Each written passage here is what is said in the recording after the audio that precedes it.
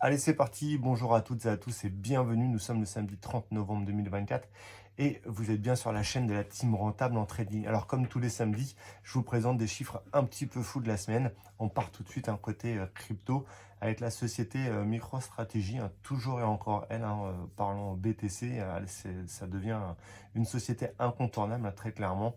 Elle a acquis cette semaine encore 55 500 BTC pour un prix moyen de 97 800 dollars par Bitcoin. D'ailleurs, son patron, Michael Saylor, dit que, en tout cas prédit ou souhaite que le Bitcoin atteindra les 13 millions en 2045. Donc, pour le petit rappel, lui, il en possède 331 000. Donc, tu m'étonnes qu'il souhaite que le Bitcoin atteigne les 13 millions de dollars. Côté liquidation Bitcoin, le BTC a atteint lundi dernier 93 000 dollars. Donc il y avait une baisse quand même assez significative. On est passé de 99 000 à 93 000 dollars. Et donc cette baisse a liquidé environ 550 millions de dollars. Il faut bien rappeler que ces mouvements sont souvent déclenchés par les market makers qui poussent de façon intentionnelle les prix à la baisse pour liquider donc tous les noobs qui sont sur le marché. Donc voilà, le marché crypto, c'est clairement et encore le western. Donc il faut faire vraiment attention tant que ce marché ne sera pas régulé. En tout cas, si vous êtes novice, faites attention. Pour allez, dernière info en crypto, une petite crypto qui s'appelle Algorand, qui est là depuis longtemps, mais qui était vraiment en baisse et à plat depuis quelques temps.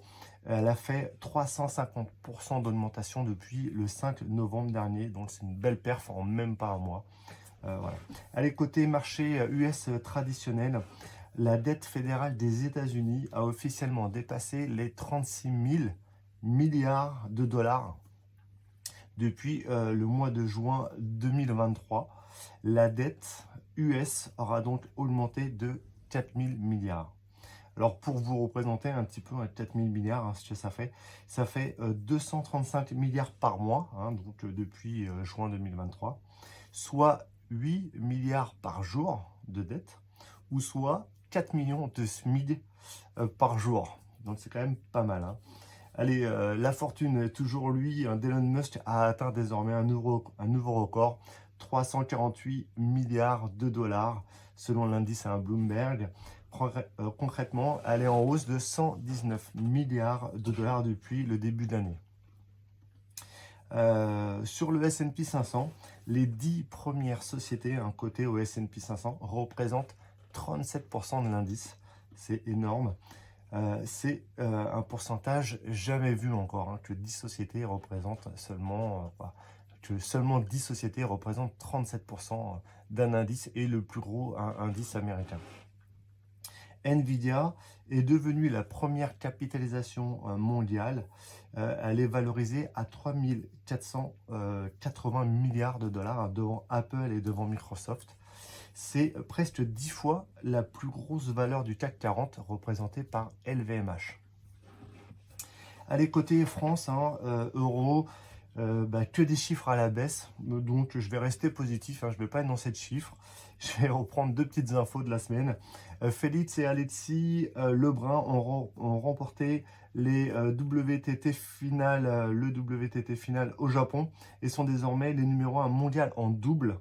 Une première historique pour des Français. Donc ça, c'est quand même plutôt pas mal. Et le 7 et 8 décembre prochain, après 5 ans de travaux, la cathédrale Notre-Dame va réouvrir ses portes. C'est une happy end pour notre cathédrale.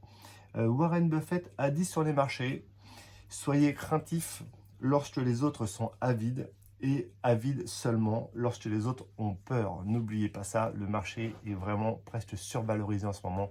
C'est peut-être dangereux, on ne sait jamais. Suivez le trend, mais méfiez-vous. Sur ce, je vous souhaite un très bon week-end. Prenez soin de vous. N'oubliez pas de vous abonner, de liker, de partager ces vidéos. On se retrouve très vite avec la suite de mes vidéos. Je vous dis à bientôt. Bye bye.